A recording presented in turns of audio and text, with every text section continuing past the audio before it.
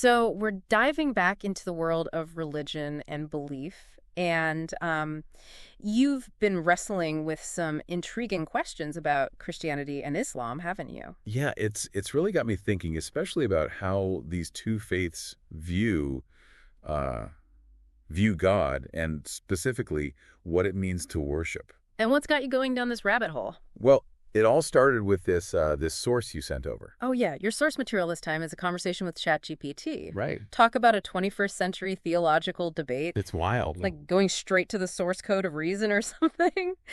So what's the big question that's got you hooked? Okay, so it really boils down to this one verse in the Bible, Revelation 3.9. Have you ever come across that one? Refresh my memory. So it's this part where it talks about like those who challenge God will eventually find themselves worshiping before the feet, like literally worshiping at the feet of the faithful. Okay. Yeah, that rings a bell. And that's a big deal in Islam, isn't it? Huge, like massive no-no. In Islam, associating anything or anyone other than Allah with worship is like the ultimate sin. It's called shirk, and it's considered unforgivable.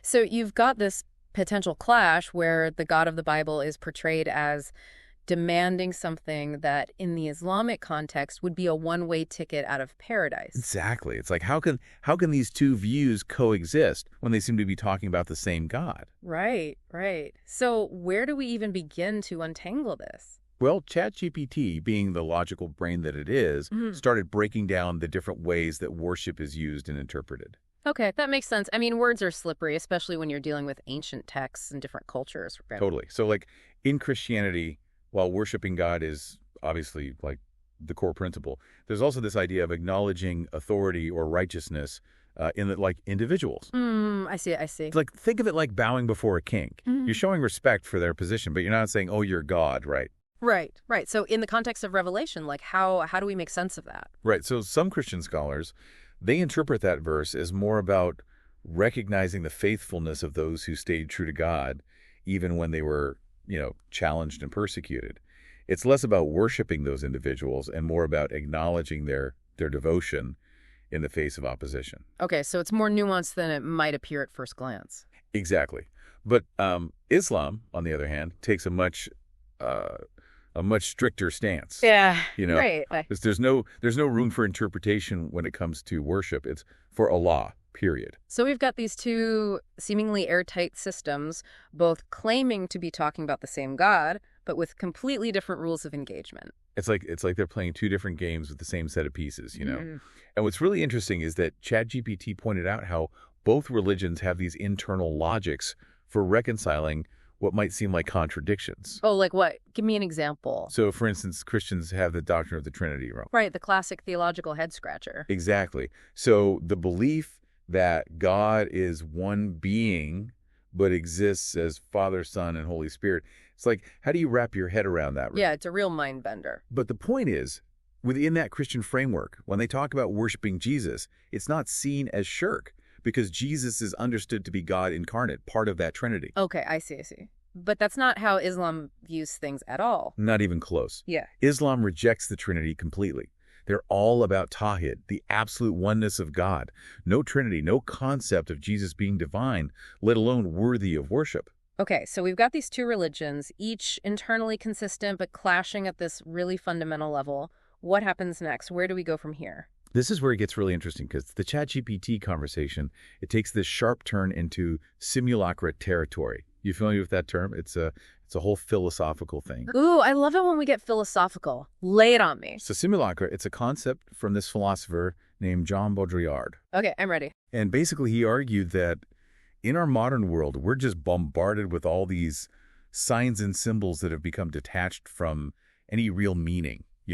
Like imagine a map that no longer corresponds to the actual territory. So it's like instead of signs pointing to something real, they're just pointing to more signs, creating this kind of like Hall of Mirrors effect. You got it. And Baudrillard, he believed this applied to religion too. Like even these big, significant religious claims like the resurrection of Christ, for example, they could be seen as existing within this system of signs. So it's like someone saying, look, evidence for Christ, but the evidence itself is just another symbol, not proof of anything definitive. Exactly. It's like a closed loop. So if we're living in a world of simulacra, how can we even talk about truth, especially when it comes to faith? That feels like a pretty slippery slope. That's the million-dollar question, right? And thankfully, the conversation didn't stop there. It goes on to present this counterargument using this really powerful metaphor, the tree of life. The tree of life. Okay, now that sounds intriguing and very biblical too.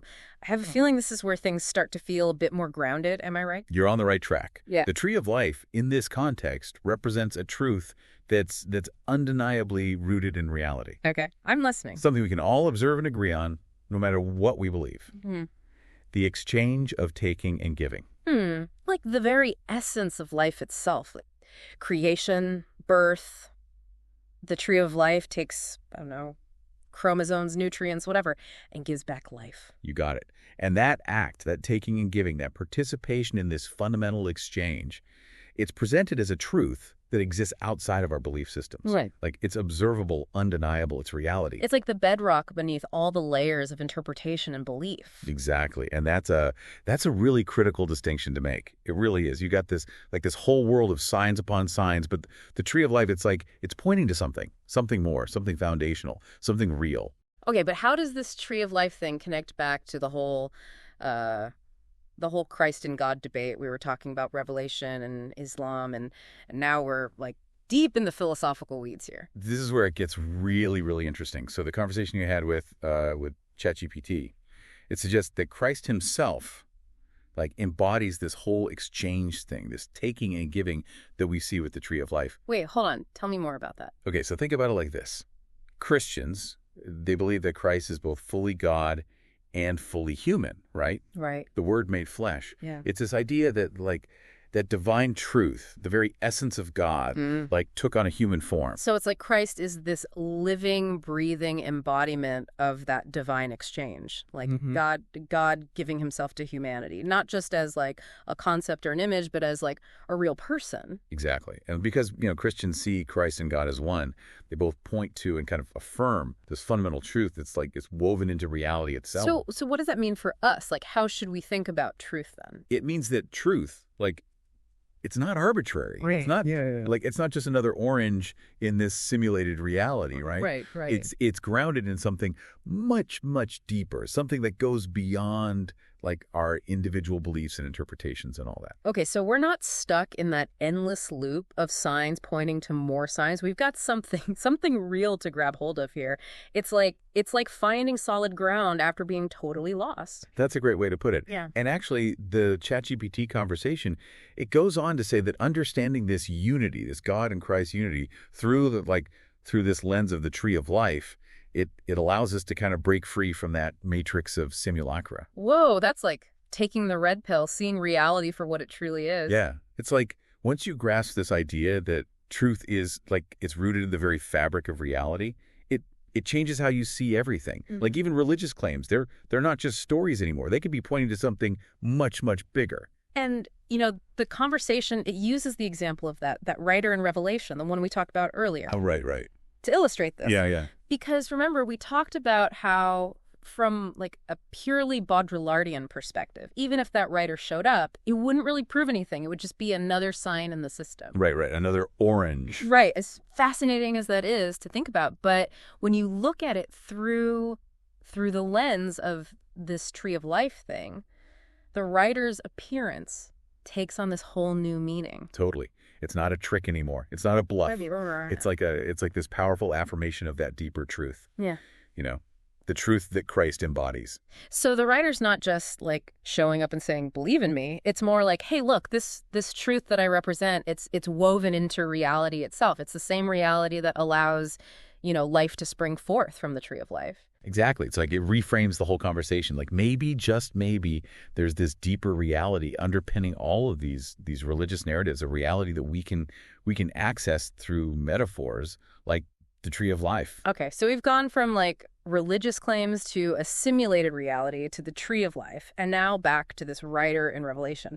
And all through a conversation with ChatGPT, it's we've cracked some kind of code. But wait, where does Islam fit into all this? We can't just leave them hanging. You're right. And that's where things get even more, I don't know, provocative, I guess. Okay. Because remember how we talked about Shirk being like the ultimate sin in Islam. Right, right. Associating anything with Allah, that's a hard no. Exactly.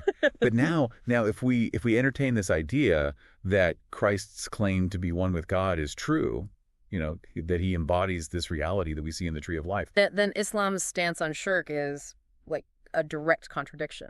Exactly. It's like they're trying to deny a truth that's rooted in the very nature of God and reality itself. It's like saying that breathing is wrong because, it acknowledges the air around us. Wow. So it's not just about two religions disagreeing on some point of like doctrine anymore. It's about one potentially denying a truth that's like fundamental to existence. It is. It is. And it's important to remember, like we're just, we're following one thread in this giant tapestry of theological debate here. Right. But it does make you think about those big questions, Yeah. Like, what is truth? Where do we find it? How can we be sure? Yeah, it really makes you stop and think about your own beliefs. Like, am I holding on to this because it's what I was taught, or because it resonates with some deeper understanding? It really makes you wonder, doesn't it? Like, are we just clinging to what we were raised with, or is there something more there? It's a humbling thought, for sure. And it Wow. makes you realize that maybe, like, just relying on doctrine or dogma isn't enough, Right. Like, there's got to be more to it than that. And that brings us to that last part of your conversation with Chat-GPT about finding a new understanding of faith. What did it mean by that? Well, it seemed to be saying that, like, all this back and forth, this whole, like, apparent contradiction between these two faiths, it actually presents an opportunity. Yeah. Yeah. Like a chance to move beyond a faith that's just based on signs and symbols or doctrines we've just kind of inherited. So not about abandoning faith, but like finding a way to root it in something more substantial, more, I don't know, more real. Exactly. A faith that's grounded in a deeper understanding of reality itself. It's about looking for those seeds of truth that like resonate with us personally, regardless of like background or even what we believe, It's about asking what feels true, not just what am I supposed to believe. I like that. Yeah. It's a much more like experiential approach. Definitely. And that leads us perfectly to that final thought, that provocative question that ChatGPT left you with. Oh, right. The one about the tree of life. Yeah. What was it again? So it asked, like, if the tree of life represents this exchange of truth that's like woven into reality, are there other seeds of truth hidden within our beliefs, just waiting to be discovered? Oh, wow. So it's like this invitation to keep searching, to keep digging deeper. Exactly. To question those inherited assumptions, those doctrines that like maybe we've never really stopped to think about. Like, do they hold up? Do they make sense in light of everything we've been talking about, in light of our own experiences? It's about approaching faith with a sense of like curiosity and wonder, like explorers, I love that. asking not just what am I supposed to believe, Right. but what do I believe and why?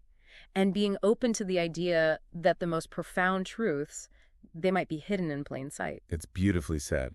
It really is amazing. When you think about it, we started with this one question about Christianity and Islam, and we ended up on this incredible journey through like theology, philosophy, artificial intelligence. We even talked about the Matrix. We really went there. And the journey's not over, is it? Like for us or for our listeners, this is just the beginning. It's true. This whole conversation, it's like planting a seed, Yeah.